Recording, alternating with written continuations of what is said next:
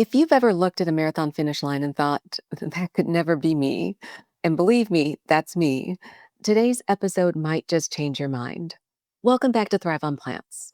This is the podcast where we talk about what it really takes to age boldly, train smart, and thrive on a plant based path, especially in midlife.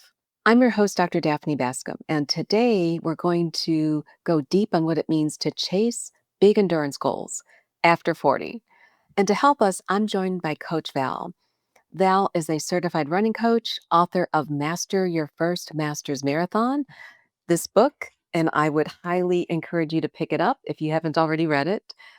And she's an incredible voice in the plant based running space. You may recall from the last time I spoke with Val that she was getting ready for a marathon. And Val celebrated her 50th birthday this year by running a full marathon after recovering from a stress fracture. So she knows exactly what it takes to train with intention, stay injury free, and maintain a strong mindset through every mile. Listen up because we're going to cover a lot. And that includes the real mindset shifts that keep you running strong, not just physically, but mentally, how strength training acts as insurance for masters runners, and what lifting heavy, quote unquote, really means. We talk about Val's approach to overcoming fear, injury, and the inner critic that sometimes tells us stories like it's too late. We also get to talk about her thoughts on tools like the Galloway method, creatine, and recovery for runners. Now, if you're training for your first marathon, or even if you're just thinking about starting, or even if you're just curious, this conversation will meet you exactly where you are. So, please join me and welcome Coach Val back to the Thrive on Plants podcast. I was going to start by repositioning us where we left off last time and just ask you how the race went, how your birthday was, and then we can go from there. Great. Yeah. Oh my gosh, it was everything that I had hoped it would be. So it was fantastic. I did the Jack and Jill downhill marathon Mm. in Washington State. It took place in North Bend, Washington State, and I've never been to Washington before. So I mean, Oh, okay. first of all, the trees in Washington just like blew me away. I've I've been to our local mountains. I'm in Southern California, and I've been to our local mountains, and I always thought our trees in the local mountains were beautiful and big. They are nothing compared to the trees in Washington. I mean, it was just amazing. Now, of course, I went at the end of July, so I was there in the summer, so there was no rain that creates those big trees. So it was perfect for me. But the race itself was, absolutely amazing. The course was beautiful. It was quite unique because in the first, oh gosh, I'm trying to remember. I think for the first mile, you go in about a mile and then you go through a tunnel that's about 2 miles long, Mhm. which was pitch black, dark. And I did record a whole podcast about my experience, including the experience in the tunnel. So I won't go into all of it right now. But it was a unique experience. Um, and then once you come out, you're just in the trees, just running among the trees for the rest of the course. And I have to say that it was I was prepared for it, but the last 5 miles are still always the hardest. It doesn't matter how prepared you are. I mean, the last 5 miles of a marathon are not easy in general. So And Valerie, I think many people listening may think, oh, it was the downhill marathon. It must have been easier. it probably was a little bit easier, rather than going up hills and things like that, so probably. However, it was a different kind of hard, especially in those last 5 miles. I didn't feel the downhill very often, because it was very, very slight, grade, but in the last 5 miles, my quadriceps, the front of my thighs were burning, absolutely burning. And I knew I couldn't stop because if I stopped, I wouldn't be able to start again. And I knew that. So, and there were a lot of people in that last 5 miles, starting to walk. And I remember vividly seeing them walk and wanting to walk very badly. and, mentally just going, I could just take a little break. I could just walk a little, and then immediately switched and went, I did not come all of this way through a stress fracture and 4 months of training and everything I did to walk in the last 5 miles. No. If I have to slow down to a crawling run, I am running. And so that's what I did. And that's important, when you are running a marathon, it does not matter how prepared you are physically. The mental side is something that you can't ignore. You have to, and you can't always train for that mental side, but it's something that you definitely need to focus on and work on, and you know, and understand that it will be an actual factor at some point in your marathon. And that's whether you're a, adult onset marathoner, I love when I read that term, you've been doing marathons for years. Mhm. Yeah, there will always be a time that your mind will try to get in your way. So, And Valerie, this was your first marathon after your stress fracture, so mhm. I can imagine that mindset was even more important for you?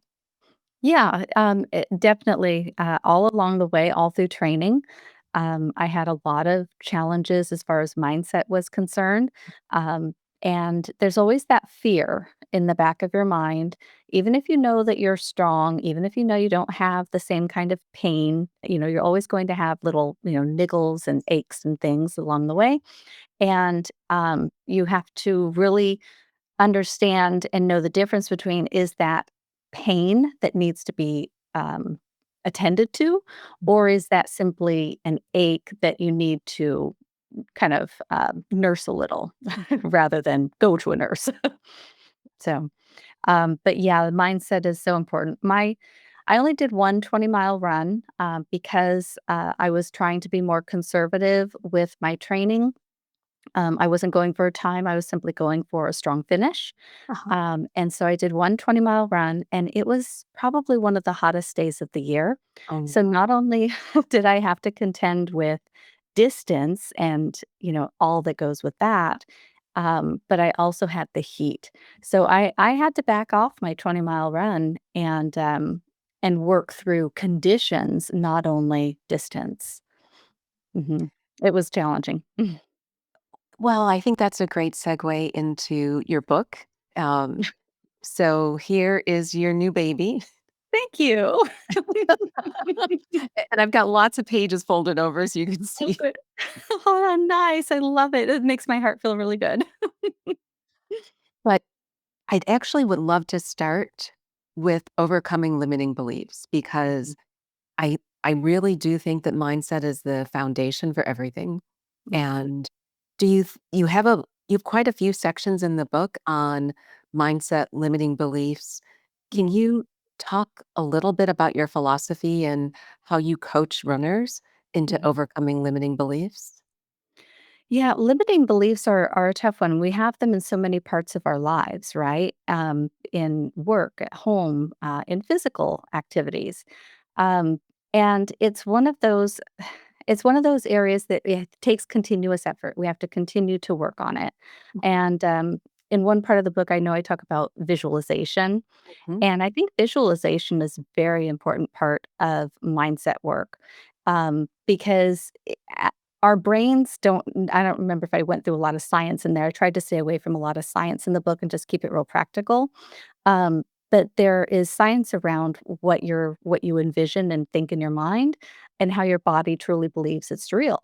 So as you are training, if you're thinking about, if you're in a training run, let's say, and you're coming toward the last mile of your training run, and you start visualizing the end of your marathon, Mhm.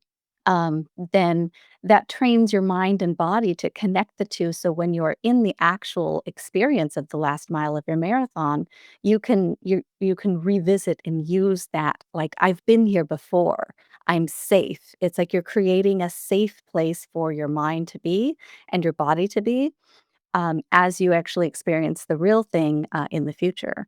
So, visualization is a big part of mindset, and I use it regularly. And it's just sort of become something that I incorporate into my everyday life now, too. So, marathon training is a analogy for, like, real life in many ways. Mhm, And I think that visualization, I mean, it's something that I remember my high school track coach talking to us mhm, about, and this is 40, almost 50 years ago, but I can't emphasize it enough, and I mhm, agree with you. If you see yourself crossing the finish line, if you work through strategies on how to overcome barriers, because mhm, whether you're running a 5K or you're running an ultra, you're you're going to come across a barrier, but you mhm, have to find a way to get over the hill, mhm, and a lot of that I think can be done with visualizing how you solve the problem. mhm. Yes, definitely. Um, so, yeah, there's not a lot more to say about that except that you just have to, work on it on a regular basis. I think that's the key, right? It's something that you have to start to ingrain in your everyday life. Yeah. So Valerie, I let me rewind a little bit, and I will put a link to our prior conversation in the show notes, but what inspired you to write this book, and who would you say really should pick up this book and read it and digest it and fold over the pages? Who is this for, and what was your why? You know, I when I was writing it, I was thinking about someone who was similar to me maybe several years ago who was thinking that I've never done that. I never thought about running a marathon before. And then something sort of triggers and they think, I wonder if I could, right? I wonder if I could run a marathon. And I wanted to give that individual hope and a pathway to show them that it doesn't matter how old you are. Um, it doesn't even matter what your fitness level is yet. That if you follow a plan and you start and you believe in yourself, that it is absolutely possible for you to accomplish that goal. Whether you do it one time or it becomes something that you do, consistently as you age even further.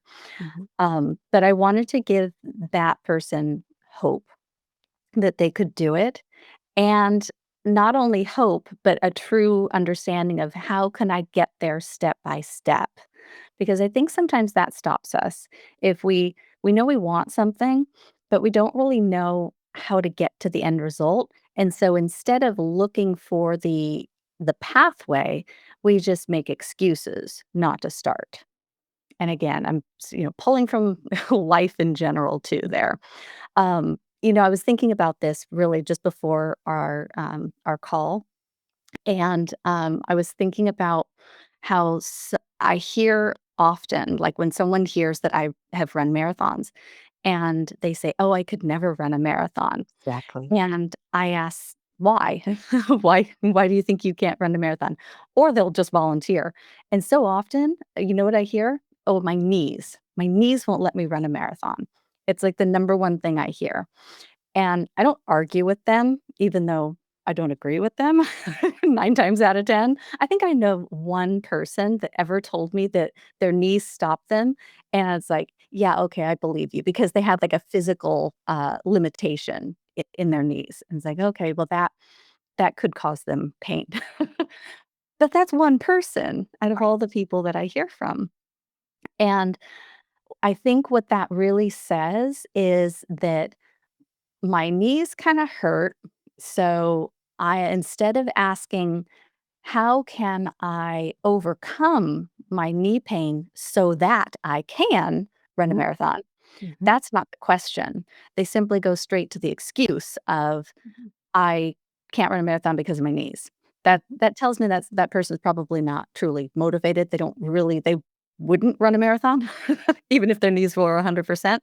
So, I don't usually engage any further in that, mhm. conversation on that topic because I know that's just an excuse. So, And you're a certified running coach, and I would love for you, so a lot of people, I hear the same thing, "My mhm, knees won't let me."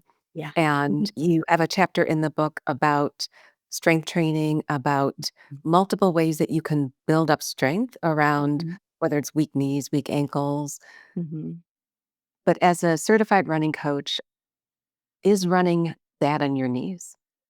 There's a lot of science around that, and most of the science is pointing to no. Yes.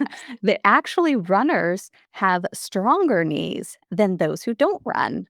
So I don't know where that theory came from, except that I have to admit that when I was younger and first starting to try to run, like in my 20s, I would get a lot of pain, and sometimes they were in my knees, sometimes it was in other parts of my body, but I had a limiting belief that I could not run outside because I always got hurt, Mm. because my knees are always hurting. Well, turns out, fast forward many years, plus going through my coaching certification, I learned that there's different surfaces that are better for the body than others. And I was always running on concrete sidewalks. And concrete sidewalks are probably the hardest surface and most unforgiving surface that you could ever run on. Yep. And I also ran on sand on the beach because I'm in, Southern California. So there's this beautiful beaches. That Hard also to can do. be a problem, Yeah. because your foot is unstable, and so you're using a lot of other stabilizer muscles going up the chain from your ankles to your knees to your hips and even in your back. So as I'm running down this beautiful beach, I'm lopsided because the beach is slanting and uneven surface and Mhm. new runner, not doing any strength training. I mean, I was like a recipe for disaster. I just didn't know it. So, you know, a lot of it comes down to education, which again goes back to why I wrote the book, is because those things, I mean, I wouldn't have thought of those things. And if you've never really been in the fitness world, or you just never really were, you never were interested in running previously, but now you are, it's nice to have that foundation so you don't start in the cycle where I started. You could skip all that and go straight to, the things that'll keep you healthy, especially as our bodies are aging and needing extra TLC as it is, Correct. because we're, fighting against time as well anyway. Um, and so helping people get past the learning curve. No, and I think the book does a good job of that, and maybe you could help summarize some of the what I sometimes see are the key barriers. So, Mhm. if it's November, let's say I'm thinking about running a marathon in the spring. What Mhm. should I start doing right now? Mhm. Let's see, in the spring, so that puts us out, what, 4 or 5 months or so? Let's say around Easter. That'll give us yeah. Okay. So, first, I always start with strength. I start with strength and start with base training, which base training is a very fancy word for, ramping up easy miles. It's r so That's you want to establish a baseline foundation. So that's where we always start. Even if you're an experienced runner, we always start with base because, as with any fitness, you can't maintain that highest level. I think we talked about that before in the previous episode too, where you reach this peak fitness level, but it's unsustainable at that level all year long. It's too much load and your body will eventually break down. So you have to have an off season. So after your off season or when you start, we want to start to build the base. Now, that base over time might stair step up a little bit. You might not be starting at the same place at base, right now than you did maybe, the previous schedule mhm. because you have more fitness. You've maintained some of it, just not your peak fitness. So we want to start at your base wherever you are and then build from that. And that's one of my key coaching philosophies as it is to build gradually. Mm. um, and I try to build that into the book also, is that although that might look a little bit different for everybody, building gradually is so important and key. So we'd start with the base. Okay. Mhm. And from a from a base mileage perspective, Mhm. that's one thing, but you also advocate for strength training, Mhm. partly as insurance against injury. But how do you? How does strength training help masters runners? And when you say strength training, does that mean I run 3 days and I lift 3 days? Or how do we build a base of miles? And then how do we build a base of strength? Because that Mhm. strength can help protect us against injury. Yeah. So strength training looks different at different times of the year. Mhm. If you are, we'll start within a training plan. So if you have started a training plan, strength is going to look different than if you weren't in a training plan.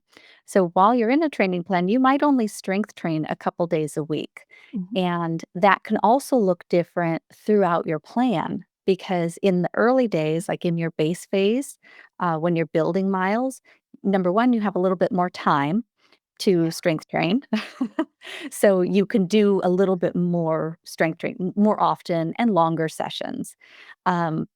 Typically, I mean, now this is going to be different for every individual, but as a standard, I typically do 2 days of strength training Okay. in a base phase. I think that that's good. You can do upper body one day, you can do lower body the other day, and a Mhm. little bit of core work during each one. Mhm. And I think that's a good, solid maintenance during a plan to keep you strong. And then making sure that the weights are heavy, and heavy is relative, Yes. right? It's and it can be different for everybody. So heavy as concerned to like what is heavy for you, and that could be, somewhere between 6 to 8 or 8 to 10 reps, depending on the exercise. Um, and what you can hold. I mean, sometimes our grip strength limits us if you're using dumbbells. So I know they limit me sometimes. Yep. Um, so it's, all these factors.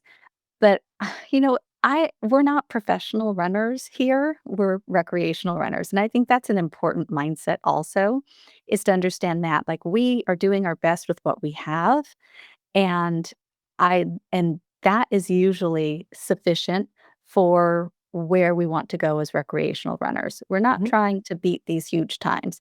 So, if you own 20-pound weights instead of 25-pound weights, It's and okay. that is what you can use your 20-pound weights, and that is okay. You are going to get the return from that you're looking for. And as you get stronger, as your finances allow for it, add more weights if you want. So I'm like to be flexible and I like to, work with the individual. I'm not about hard and fast, solid rules. I like to work with what the individual has and make the most out of what they have. So So you meet your clients where they are. Yeah. exactly. Exactly. Yeah, if you're not out there running, you're ready to run 20-mile long runs or something, we're gonna start you, much further back, and that is okay. In talking about starting much further back, Mhm. you also touch in the book on the Galloway method, which Mhm. I know some people I think run walking is the way to go. I love it. So Yeah. what are how do you and I think it's another limiting mindset Uh-huh. to Yeah. overcome, but how do you talk to your clients about it's okay to start run walk? It may be okay to do your marathon run walk. Mhm. Um, but where does the Galloway method fit into your philosophy around training and Mhm. how can you encourage people to adopt it Mhm. and understand that they will still develop a good base if a marathon is in their future? Oh, it is such a great way for someone to I mean, it's like forming words here. You're so happy. I am because when I see someone use the Galloway method or the run walk run method Mhm. um, strategically, and they finish a race using it, it's like their world just like opens up because they were able to accomplish a goal that seemed so unattainable to think I have to run the whole thing. And I love to be clear here that in order to be a runner, you do not have to run the entire thing the Exactly. whole way. You are still a runner. You are still a full-on runner. Um, but it allows an individual who has that limiting belief that they can't accomplish a big goal, um, by allowing them a strategic method, not just I'm going to run until I'm exhausted and then I'm going to walk and then I'm going to run till I'm exhausted. That's not strategy. That's a great way to burn out and Mm. to, feel defeated and depleted when you Yeah. finish. With the run, walk, run method, you are managing your energy all along the way. And so you don't end up you're still gonna be tired at the end. Don't get me wrong. This is not easy. 26.2 miles is not easy. Um, but you will have managed your energy all along the way. You will feel focused because you'll have a strategy and a method for accomplishing that. So I think it's great physically and mentally. It also is very good for those who are more injury prone because forcing yourself through to run the whole way when you have pain is a recipe again for disaster. I mean, that's how people get serious injuries is they have pain or aches and they ignore them and then it compounds because now you're shifting your weight. Now you're not running, it with proper form. You're tired, you're hunched over, all sorts of terrible things. And that just leads to injury and a bad experience. We want the marathon to be a good experience, a happy one. So, run, walk, run is a great way to do that. Um, I also, now, mindset, you had mentioned if I can go on a little bit on the mindset, because Mhm. I had a client who was also running the half marathon um, at the at the downhill, the Jack and Jill downhill. And I had written her a half marathon plan, and she used to be a runner, and she was a good runner, and she has been running, but she had illness and things that set her schedule off. So she was not able to stay with the plan that we had developed for her. So I said, well, the way to, adjust that is do your miles that are on the plan, but do a run, walk, run. Mhm. How many minutes can you run without, feeling pain? So we kind of structured it out and gave her that option so that she could do the run, walk, run method instead. And So she finished the race. well, I'd love to have a really great outcome on that one. Unfortunately, she had a bigger injury than, she knew. She had already Mm. developed it. So she had IT band issue, and so Okay. she ended up, dropping, I can't remember when she dropped, but, um part of the mindset part of that was that she because of her history of knowing about, or from being a runner for so many years, she had that and this is common of individuals who are now in their 40s, 50s, etcetera, who used to be runners, like, in college and stuff. They continue to think of themselves as that runner now. That's where her mindset was. So she was thinking, I used to do these things. I Mm. should be able to do these things. There's that kind of mindset, which is very understandable and common, I think, in people who used to run more often and especially at a very high level, like Mhm. collegiate and such. And and so she really struggled with the idea of a run, walk, run. And so I don't know that she followed that plan. So that kinda goes back to when you have a plan, trust the plan. Trust the process. Trust the process, trust the plan. I'm not gonna lie to you, I promise. I want you there, safely at the end. And you just touched on something that I think many of us battle with, no Mhm, matter whether it's in running, whether it's in work, what we did in our 20s, and I'm mhm, thinking specifically around some of the women that we coach in our program around weight loss. Uh, mhm. what you did in your 20s probably won't work when you're 40, 50, or 60. Yeah. And so reframing what you need to do and just understanding that you're in a different body and you need to love the body that you have. But how do you work with that new you and implement a plan that's appropriate for you at that time Mhm, mhm. And then trust that plan. and Yeah, trust? trust it to work. Yeah. Um, that's that's the hardest part, and I think that was part that I tend to do pretty well with that. I feel like I'm a coach, but I'm also feel like I'm very coachable. Uh-huh. And as a coachable person, the mindset is I'm going to let go of my own beliefs here and I'm going to trust the individual that's giving this, this information to me. And I'm going to trust to the point where I'll implement as they say and we'll see the outcome. And if you take that approach and sort of let go of the outcome and the process and just follow it and just sort of come at it with a sense of curiosity, I think Mhm, that's a good way to look at it. mhm, When you get a plan in front of you that you're not sure of yourself, borrow your coach's or your mentor's belief in you. Borrow that confidence and use it yourself.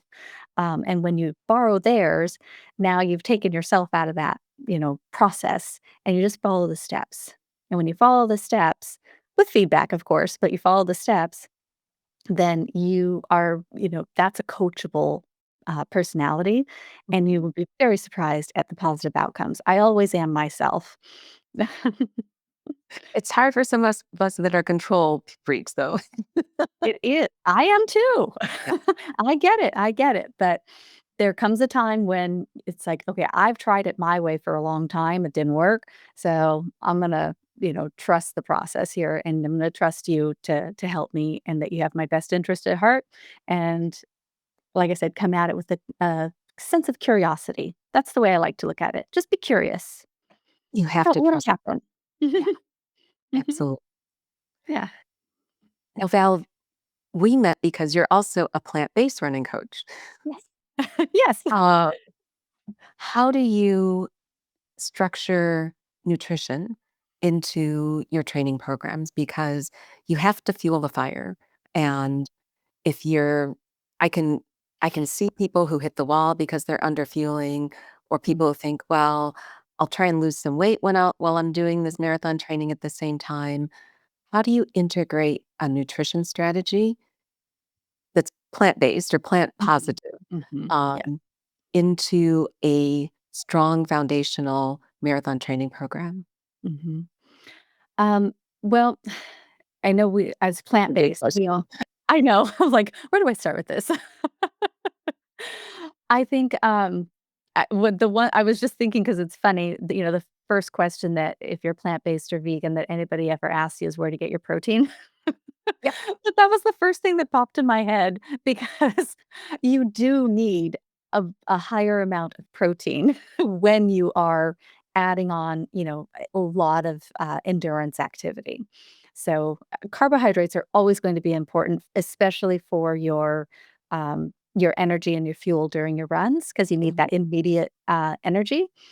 But for the recovery side, which is equally as important as the carbohydrates during the run, recovery allows you to get to the next run.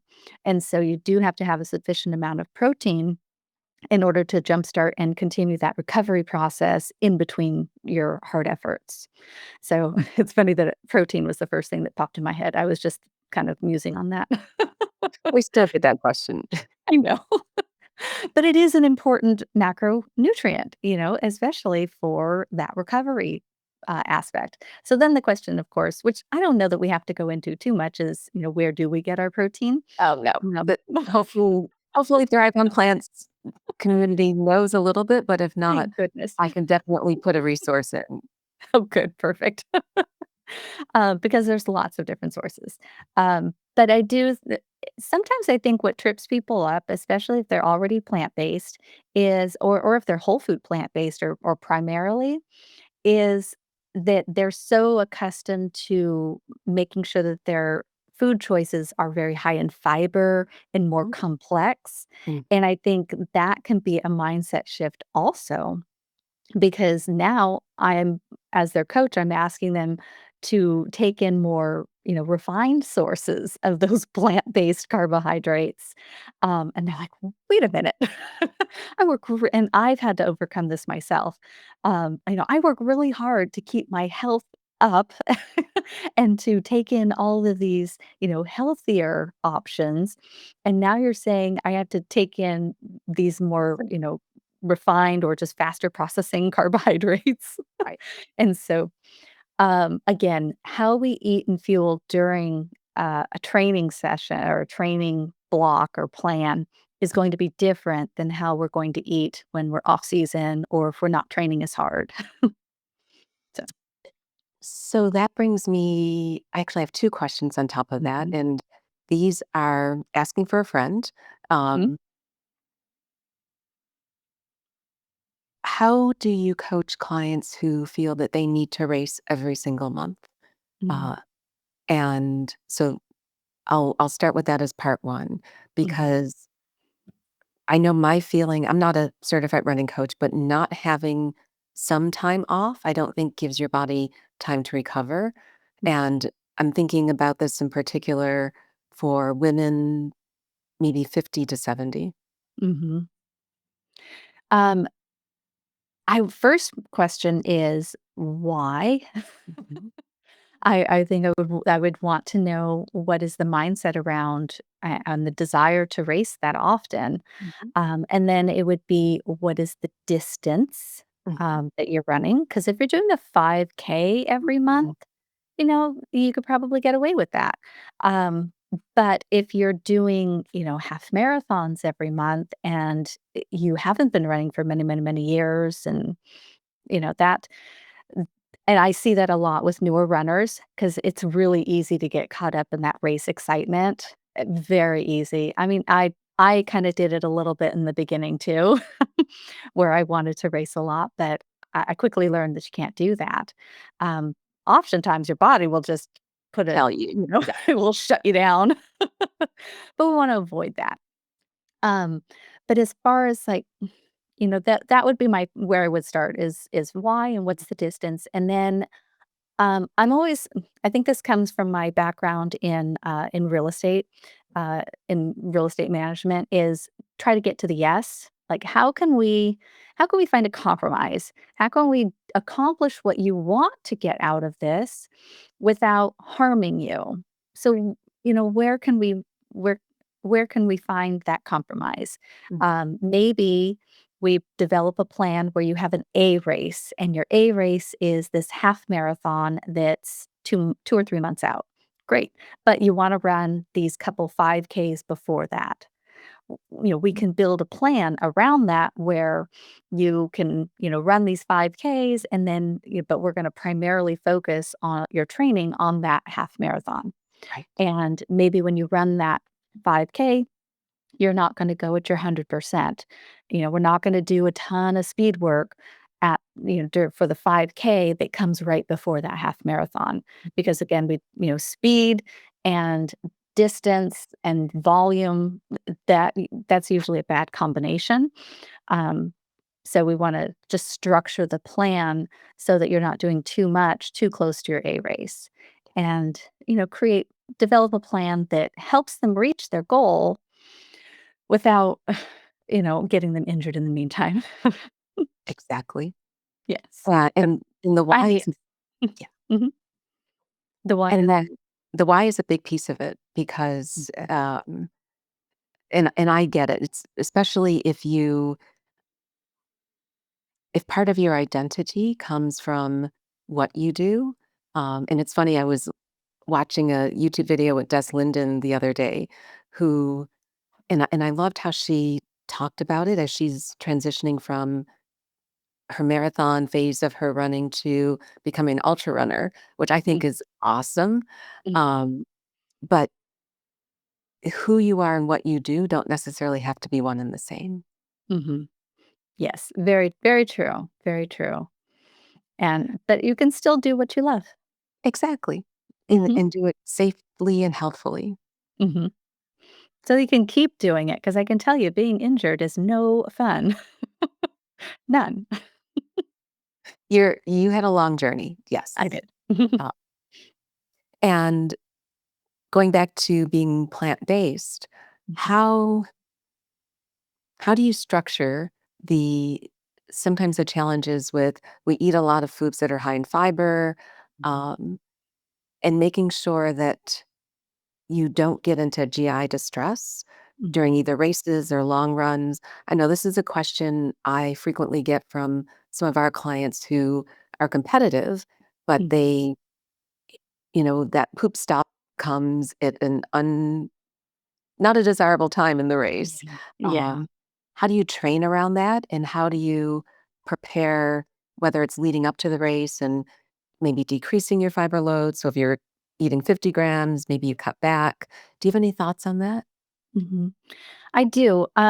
My first thought is that if you are already plant-based and have been for a long time, then your body has already developed somewhat of a tolerance to the higher Mhm. fiber. So in many ways, I think that a plant-based individual has a leg up, if they will, on their non-plant based, because you can take in a lot of carbs and you can take in a lot of different kinds of food, maintain your health, and still not have the same kind of issues that if you were non-plant based and then you add in a bunch of fiber or something, you're going to have more issues because your microbiome's just not prepared for that. Yeah. So I do think that as a plant-based individual, a plant-based runner, you actually have an advantage because you have more flexibility in your food. I'm one of those that I eat beets every day before my Very run. healthy. Yeah. Yeah, so I mean, I know it's kind of weird. I get that, but I still love them. And there's a lot of science around beets as far as cardiovascular health and the nitrates and all of that for blood. But I think they usually test beet juice. I just like to take in whole foods as often as possible, so I choose to eat beets instead of beet juice, and beet juice is gross, so I'd rather eat the beets. Um, so I eat the beets, but my body's very accustomed to it. I don't Yeah. have those GI issues because I've trained my body over the years to take that in. Um, so I think number one, that's true, is that you have an advantage there. But then also, if you do want to change up things a little bit, or if you're not real sure about gels and things like that, you want to test things during short runs. So, for instance, the runs that you're going to do in your neighborhood, close to home during the week, Mhm. things like that. Even if you don't need a gel or you don't need a certain fuel, test it on those days and see how you feel, that day. Something I have learned though is that it's not just about what you do right before your run.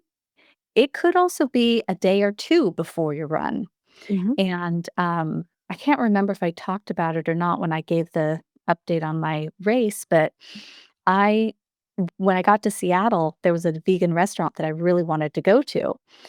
And I went and had a vegan blue cheese mushroom burger Oh, with wow. fries. Okay, I went way off way off healthy. It sounds delicious, though.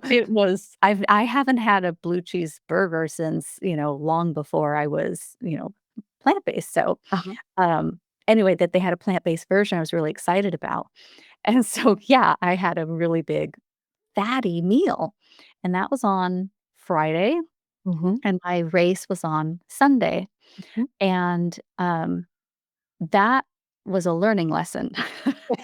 I was That was too much. Yeah. I've never had GI issues at all ever on a race before, and I actually had to stop on this race, in during the race. I can't remember what mile, but, and I decided I better stop, and it was good. So, I won't go into a lot more detail on that, but my point is that, even those of us who know, sometimes, thing when you do something's a little off what you've planned, you can pay for it later, but so high fat meals, even a couple days before a run, could also have an impact on you. So it's not just what you're doing the day before or the night before or the day of. Mhm. Think about what are you doing a couple of days before because if it's totally off your normal menu, it can truly have an impact on you as you start to run and your body system starts, needing to go other places, Right. right? So anyway, it's lessons for all of us. Like we're always learning whenever we do a marathon. And we're always learning no matter what we're doing. True. And I think, I mean, and I'll link in the show notes to your, I know you've done a guide on some gels and goos that Mhm. will be helpful for people. If this is something new, Mhm. definitely take a look at what Val has put together, but concur 100%. I know we say nothing new on race day, but probably nothing too new 72 hours before the race either. I think that's a good rule. That's my new rule. It was my birthday, and it's probably not something I would have otherwise have done, but being that it was my 50th birthday that I was coming and celebrating, I just thought I'd have a really nice meal because I knew I wouldn't have it, before the day before, Yeah, right? So, absolutely, which is good. yeah, so I thought 2 days was enough, but no, it is not enough. We even coaches learn.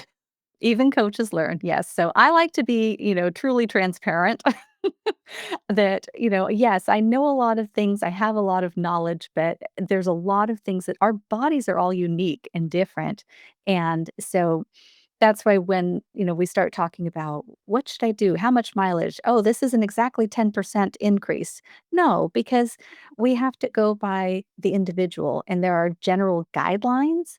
But honestly, you have to look at the individual. So we can use those guidelines to help guide us. But then we look at the individual and say, okay, but what do you need? And how are you responding to the training? And then we adjust as needed. Now, Valerie, you talk a lot in the book also about recovery Mhm, because I think it's easy for us to focus on the training part.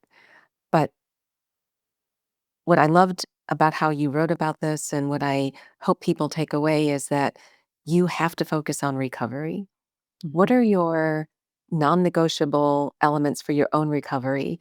And what do you recommend for the athletes that you coach in terms of ensuring that you recover so that you can optimize your training and if you're planning for a race, so that you can be healthy going into that race? mhm. Um, Sleep is always number one. Yeah, sleep is, I mean, yeah, as a runner, we should love sleep. So, Dude. if you get back from a run, I don't care if it was super long or not. If your body tells you that you need a nap, take a nap, you know? Listen to your body and recover and rest, and sleep is so important. There's so many memes out there on the internet about, um, like, going to bed early and, I can't go to the party because it's like my That's bedtime's okay. 9 o'clock. There's a lot of truth to that. Um, but yeah, sleep would be number 1. Nutrition, of course, is right up there with it, because without the proper building blocks in our body, we can't recover properly. So if just because you ran 10 miles that day doesn't mean that, you could just go out and, eat everything in sight willy-nilly. You're going to have to, make sure that you're structuring that properly and you're not overdoing one macronutrient for another, and that there's a good balance um, for both, weight maintenance and nutrition recovery. Mhm. So there's a lot of reasons. And this is on a daily basis. Let's ignore my, birthday meal. We won't talk about that anymore. you know, that was a one-time thing. But on a consistent basis, you are taking care of your health and you're eating, properly within the range in order to support that recovery. And again, that goes back to, making sure you have the protein and all of that too. Mhm. All right. In this era of biohacking, um, I feel like everyone is looking for the easy button, whether it's the supplement or the peptide or something that will give them a leg up. What is, if you're comfortable sharing, what is your supplement stack if you have one? And based on your experience, are there any categories of supplements that you think are helpful for masters runners? There's a lot of research around creatine. And I've read a lot of that research, and it's not only important from what I'm reading, it's not only important for individuals who are very active, but it's also been showing to be very helpful for brain health Yep. as we age. And so I've added creatine to my daily supplement. as just a consistent daily supplement. And I think something that people don't realize about creatine is it's not a supplement that you take as like a workout booster. It's something that needs to be taken consistently every day to have the most effect. So I take in 5 milligrams every day with my coffee in the morning, and I do it not only for performance benefits, but for brain health and simply longevity purposes. Mhm. And I try to use most of the supplements that I use are geared around longevity and also because I have a plant-based diet. So of course I have my B12 Okay. and my vitamin D3, the vegan source, of course. Mhm. um, and and I also take a EPA DHA supplement for brain health as well. Yeah. I think that's just because I don't get a lot of like walnuts and things like that. I want to make sure that I'm filling the gaps. So most of my supplements for me personally are for filling in the gaps. Mhm. Just making sure that I use them literally as a supplement to my otherwise healthy diet. Perfect. Because we can't be perfect. Like they say, oh, you got to get this many, vitamin E and this much C and this. I was like, There's no football. there's no perfection. So I just use it more as an insurance to fill in the gaps. And then as far as performance, like I said, creatine's sort of a dual agent. And then also magnesium in the evenings. Mhm. I think magnesium is one of those that is an under recognized supplement, but is or nutrient mineral, but starting starting to gain That's more. it. Yeah, starting to gain more recognition and an understanding of its importance, in our daily diet. So, I started using that because I do know, obviously, I'm susceptible to, bone issues. Mhm. I've also realized that my body has tendon issues. I'm not exactly sure where that all comes from, but I do think I was thinking back on that, like, over just my lifetime. I tend to have a lot of tendon issues, even from when I was pretty young. And so I tried to focus my nutrients around supporting tendon health and also exercise around tendon health too. So Those I are good. try to keep it light Yeah. as much as possible. Use your supplements to fill in the gaps. Mhm. Use things that are evidence-based Mhm. and tailor it to you. Mhm. Yes, that's a very good summary. Thank you. You're welcome. And are you also a, digital diva? Which is kind of what I tend to be, in terms of using a smartwatch or I don't know what you use for your running. Do you look at Mhm. recovery metrics? How are you incorporating technology into Mhm. your successful running strategies? Yes, I use a Koros. Oh, I've been thinking about it. Do you like it? I love my Koros. Yes, I Which do. one? I have the Pace, the Uh-huh. original Pace. There's the Pace 2 now. I had an Apple Watch for a long time, and, what I didn't like about the Apple Watch was that I was too available, and I needed my own time and space, Oh, and okay. Your phone. so Yeah. Yeah. it Yeah. was too connected. So, when I got the Koros, you can connect email to Koros and other things, but I turned it all off. So, it's literally a watch until I turn on a workout. Good And for that you. is it. And that's what I want. I'm otherwise, I'm very available otherwise, but we need to have boundaries. And when I'm out running or I'm working out or exercising, that's my time, so I protect it. So, yes, a Koros, though, is fantastic, I love it. I attach it to an app on my phone, so I can see, pace, distance, stride length, which seems to never change, cadence, which seems to never change, it's like I'm very consistent. You're metronomic. Yeah, so it's mostly I use it just to track, mileage. They added a feature where you can track your shoes now, so finally, you can track your equipment. I love Mhm. that. Um, and you can do far more on there than I do. When it comes to recovery, I look at it, but I don't live by it. Um, Understand. I also use it to track my sleep. Just kind of gives me a little insight, um, more as a validation than to live by it. So I like technology, but I use it sparingly. So I use it as a tool, not as a guide to tell me what to do. And I It think was that's kind of like AI, right? AI is so out there right now for like every industry. And again, with the AI, it's a tool, and if you use it properly as like a thought partner, not your, not your brain, not to tell you what to do. AI, there's a place for AI as well. Um, but I kind of liken the two. They're technologies, right? and let's go there for a moment. Hmm. And I'll be respectful of time, but you can go to ChatGPT and you can say, "I wanna run a marathon in April, create a plan for me." Hmm. Do you think we're there yet? It'll create you a plan. I've done it out of curiosity. I think probably every coach has, just out of curiosity to see what it would say. And, there is a lot of truth to it, but it's going to pull the generic, right? It's gonna pull from what's out there. And so it's gonna give you just the what's pretty much already known, but of course it's not going to be specific to you. Now you can do more prompts and say, I've had these injuries, I've had this and that, and it'll kind of narrow it.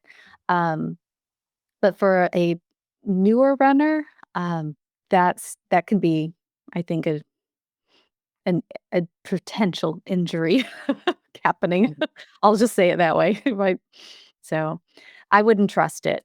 There's nothing to help guide you, there's no accountability. So, And that's yeah. what a coach is for. Yeah. Mhm. Yeah, exactly, that's what a coach is for, it's to look at where you are. Valerie, I'm looking at all the pages I have folded over. Um, is You have an there unfair advantage. I don't have mine here. I've got mine, but I have my little tabs too. Oh, good. You're much more structured than I am. I should use tabs instead of folding pages. Uh, Is there anything that I'd love to end with a lightning round of questions but mhm, before we get there, for anyone listening who is an aspiring runner, um, in their 40s and beyond, is there mhm. anything that you covered in the book that you wanted to touch on that we didn't touch on today? Wow, there's a lot of pages in there. I know, I know. I mean, based on my notes, we could talk for 2 hours. I know. Um, Um, gosh, I have one question for you. yeah, if you will, because I'm trying to like I'm running through everything, and there's just so much in there that it's hard to like narrow down on one. I think we've covered so much the important part, like mindset. To me that really stands out. Do so for women listening that are 40 plus, we're it's a phase when we're going through perimenopause into menopause. Do I have to be an athlete to do a marathon? Oh, In that's terms of, a question. people think of athletes in that Mhm, category, although if you mhm. have a body, you're an athlete. But Yes. what are your thoughts on that? No, you don't have to be a quote unquote athlete. You don't have to have a long history of running or even working out. Um, you have to be willing to start where you are, though. You have to be willing to start there and to know your limitations, but to push them. Just get outside of that comfort zone. Um, build gradually. Mhm. And what I love about the marathon is it there's so many things I love about the marathon, but, it's something that is a big goal. It's something you have to consistently work at in order to accomplish the end result. You can't just most people can't just wake up one day and say, "I'm gonna go run a marathon," and I'm 50 years old, and, never having tried. It's like there's some of those outliers, they come up on the news and stuff, and I think they're dangerous personally, but for 99% of us, that's You not need to going train. to go well. Um, but what I love about it is that, yeah, you can do it with the proper training and with building gradually. And you don't have to be an athlete. Like we've talked about here already today, you have a run, walk, run method. I think what's important to pick the right marathon because you don't want to pick a marathon where there's a really tight cutoff. We haven't Mhm. talked about that, but if there's a really short cutoff time and you're going to walk most of the time with small run intervals, let's say you're going to flip flop it, right? You're going to walk more than run. Um, you don't wanna hit the cutoff. You wanna go with a marathon that has a generous cutoff time that you can make based on your training. So selecting that marathon would be important. But I think you absolutely can, and it would warm my heart to help someone accomplish that. I love that. And that was a question we didn't get to, and thank you for bringing it up because I think it's important. How do you choose your first race? I don't know if Jack and Jill would be everyone's first race, but Mhm. Yeah, I can't remember what the cutoff time was on that, but there's a lot of speedy runners and the terrain isn't really forgiving in many places, so I don't know that I would offer that up as an ideal first marathon. Um, it was beautiful, but the terrain was tough in a couple spots with a lot of rocks and unevenness. So, um, I think that's number 1 is, what terrain do you want to run on? Um, I wouldn't necessarily recommend a very hilly first full marathon. So, I've never done San Francisco, but I know there's a lot of hills in San Francisco, so I'm not so sure I would definitely, offer that one up. Um, so maybe finding one that has a flatter course, something that's primarily flat is a great first way to start. Consistent terrain. If you're gonna do a trail race, to make sure it's not a very technical trail race. Um, and then, maybe do something with an even ground or something like a crushed gravel if you're gonna do a trail race or something. Um, so terrain is important, location, time of year. Um, can you train, in similar weather conditions than what you're going to be running in? That would be an important factor when picking a first race. Um, and if you're gonna do it alone or with friends or family, who are you training with? Are you gonna run it together kind of thing? So, um, there's a number of factors, yeah, when choosing a first marathon. and for those of us, for anyone listening who is going into November, December, the weather is definitely changing. Mhm. Do you think that we can train successfully on a treadmill as we're going through the winter weather if I'm Mhm. planning for a race in end of March, early April? Oh, yeah, definitely. I'm a big treadmill proponent, I think yours so is behind you. it is. It is behind me. Um, and, yeah, I use my treadmill all the time, and I use my treadmill during my training also, Mhm. very often. Some days, inclement weather I mean, I realize I'm in Southern California, so inclement weather to me is like perfect weather for others. I realize I've got that. Um, but yeah, if you're in an area that's, I think, probably where you are, where you might have snow Yes, potentially, things like ice. that, ice, it's more dangerous to train in those conditions, especially for a newer runner, because a little slip on the ice can, Oh, that cause, a major damage, right? Um, so if that means staying healthy and uninjured, running on the treadmill, then the only thing you have to keep in mind on a treadmill is sometimes it's funny, you're either I get too tired running on a treadmill, like I can't run fast on the treadmill as I do outside, or you're the other camp and it says, you say I run faster on the treadmill than I do outside. So it's it kind of depends. For me, I actually run slower on the treadmill. It's harder for me on the treadmill than it is outside, which I think is more common. Um, but you're still getting all of the same benefits. So, and I actually love using my treadmill for intervals. So if you're a little Mhm. bit more advanced and you're doing interval runs, I love using my treadmill for intervals because you can just program it in, or you just hit a couple buttons. And if you don't have access to a track, a treadmill is a great way to do intervals. 100% agree. And Mhm. I'm the opposite. I think I run faster on the treadmill. Okay. See, you're one or the other. It's just one of those things, I think. I don't know why,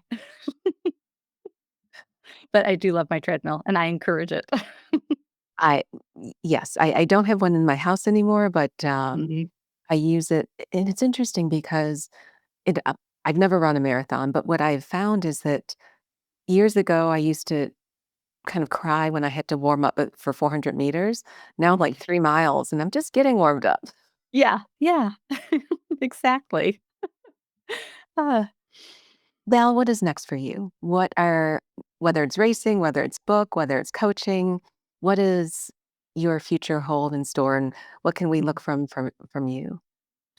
you know, it's interesting that you asked that because I am in a point right now in my life where I'm sort of stepping back and kind of taking a little break, kind of, I don't know, I wouldn't call it reassessing. I think I'm just sort of looking out over the landscape. Mhm, mhm. And because reaching 50 and running the marathon was such a big goal, and accomplishing it, I'm still just sort of resonating in it. And right now I'm not training for anything. I run maybe 2 to 3 days a week right now, and I otherwise am doing different kind of exercises, so and different workouts, for fitness, and it's kind of nice to take that step back and to take a little break. So I'll have to let you know what's coming next. I'm sure I'll have an idea. I've got lots of ideas, but right now I'm not really ready to like implement any of them, and I am okay with that. I'm That's feeling okay. good. Yeah. Taking time back and regrouping, especially after a goal race, Mhm. Mhm. 100%. You wanna your why has to be strong to Mhm. do something. So, Yeah. let us know. I certainly will. Thank you. I always enjoy our conversations. Coach Val, it has been a pleasure, as always, having you on Thrive on Plants. I will make sure to connect everyone, but if anyone is interested in looking you up as a coach or exploring what you have to offer, where can we find you? The best place is on Instagram. I post over there, well, used to be a little more often. Right now it's a little quiet. Like I said, don't worry, I'll be back. But I check in there regularly. So I think Instagram or even Facebook. I have a Facebook group also running on carbs. Are the best places to reach me. And also, I forgot to mention I did post up for those who just need a plan, Mhm. who don't need the coaching. They're very accountable to themselves. I did actually post the plan that I used for this marathon up on my Final Surge page. So the plan is for sale on Final Surge. And there's actually two plans, an intermediate one and two, which I call growth and bloom, Oh, because they are plant based. And so I did post those up for anyone who wants to take on the marathon in a gradual, safe method. and that's Final Surge, the platform. Yes, Final Surge. Alright. It's free to athletes, so We mhm. will make sure to link that in so anyone who's interested can look it up. Thank you. Thank you. Val, thank you. It's been a pleasure, and I so much appreciate your time on a Sunday morning, and I look forward, hopefully, to seeing you again after you've identified your next set of goals. Wonderful. Thank you so much. Thanks for having me. Take care. The information shared on the Thrive on Plants podcast is intended solely for educational and informational purposes. It is not medical advice, and it should never be used as a substitute for personalized guidance from a qualified healthcare professional. Always consult with your physician or healthcare provider before making any changes to your nutrition, exercise routine, supplement use, or your overall wellness plan. The opinions and advice shared by our guests are their own and do not necessarily reflect the views of the Vegan Gym or its team.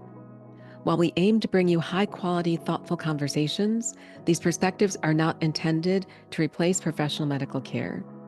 Thanks for tuning in, and remember, you have the power to thrive on plants and live with purpose.